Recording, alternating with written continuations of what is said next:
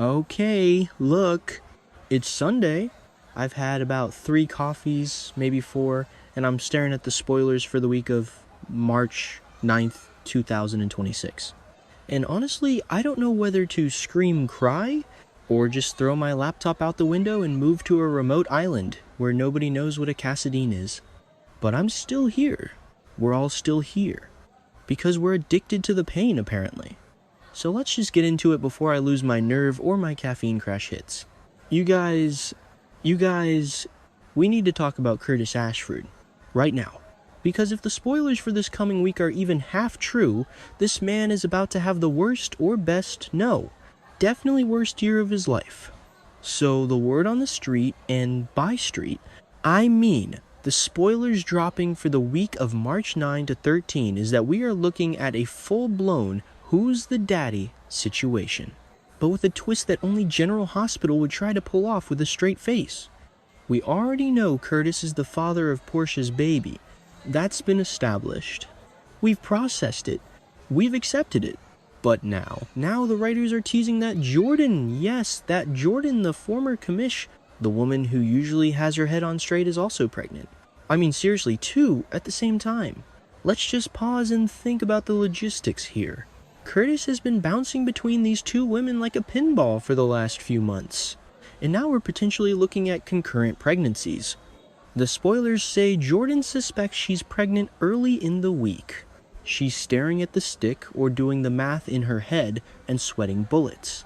And Curtis, the poor guy, is walking around Port Charles, completely oblivious. He thinks he's dealing with one complicated baby situation, but he's actually sitting on a powder keg. He's smack dab in the middle of a bunch of baby drama, as the reports say, and he doesn't even know it yet. And honestly, part of me feels bad for him. Just a little bit. But then another part of me is like, well, this is what happens when you don't make up your mind, Curtis. You can't have your cake and eat it too, especially when the cake involves 2 powerful, intelligent women who have a history of hating each other. Speaking of hating each other, the Friday cliffhanger sounds absolutely brutal. The spoilers imply that Jordan's secret isn't going to stay secret for long. Things won't escalate until Friday, they say. Which means we have to sit through 4 days of Jordan looking anxious and Curtis looking confused before the bomb drops. But here's the kicker. Portia is the one who might find out first. Portia receives a shock this week. If that shock is finding out her rival is also carrying Curtis's child, oh man. And let's be real, the petty potential here is off the charts. Remember when Jordan outed Portia's pregnancy? Yeah, Portia remembers. She definitely remembers. The spoilers are practically screaming that retaliation is in store. If Portia gets her hands on Jordan's positive test results, or overhears a conversation, or whatever soap trope they use, she is going to weaponize that information. And can you blame her? Okay, maybe a little, but the drama is going to be delicious. I'm just picturing the look on Curtis's face when he eventually finds out he's got a double stroller future ahead of him. It's messy. It's chaotic. It's exactly why we watch this show, even when it makes us want to pull our hair out. But wait, we're not done. Not even close. We have to talk about the Jason and Carly situation, because frankly, I am exhausted just thinking about it. So Jason Morgan, stone cold. The man who usually handles problems by staring at them until they go away or shooting them. He's back, and he is not happy. The spoilers for Monday, March 9th suggest that Jason is going to have it out with his best friend.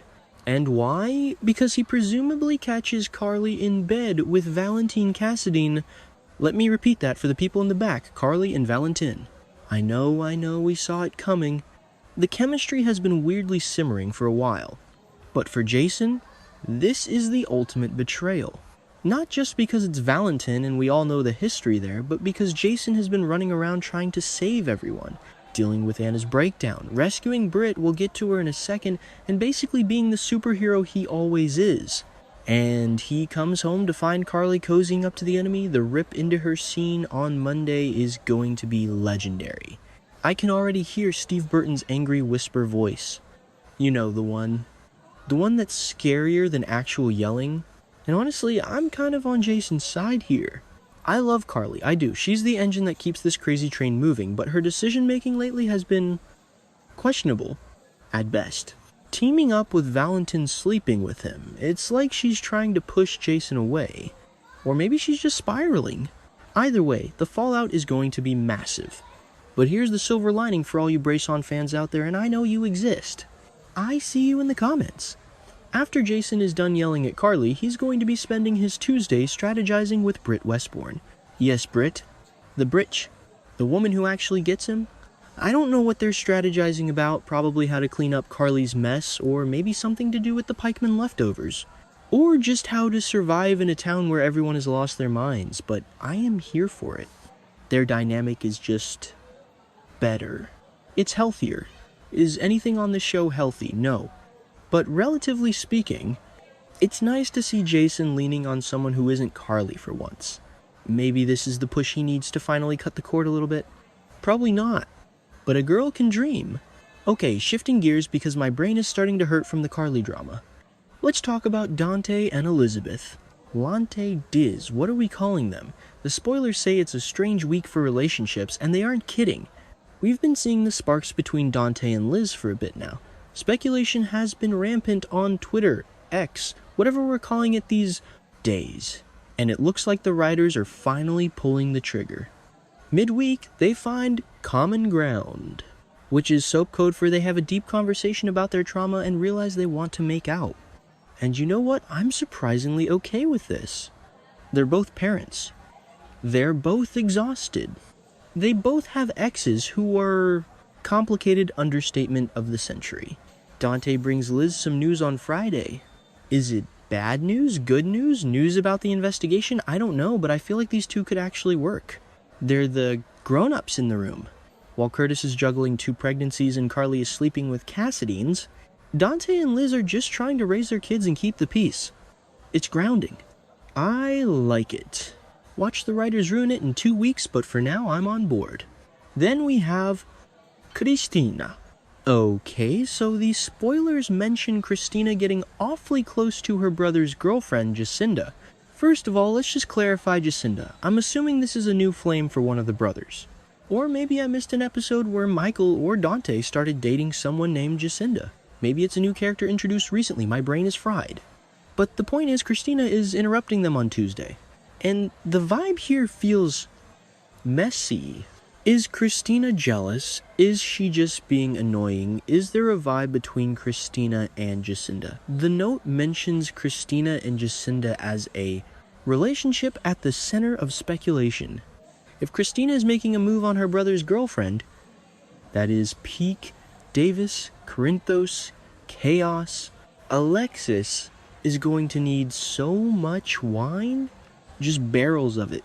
I can't even speculate too much on this because Jacinda is a bit of a wild card right now, but knowing Kristina, it's not going to be boring.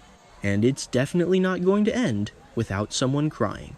And finally, this one actually hurts my heart a little bit. Maxie and Lulu. The spoilers say a rift grows between the BFFs.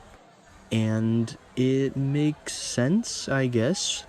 I mean, Lulu is back, yay? But the secret about her and Nathan is out, boo. If Nathan is alive, or whatever version of Nathan this is, and he's with Lulu, where does that leave Maxie? Maxie the widow.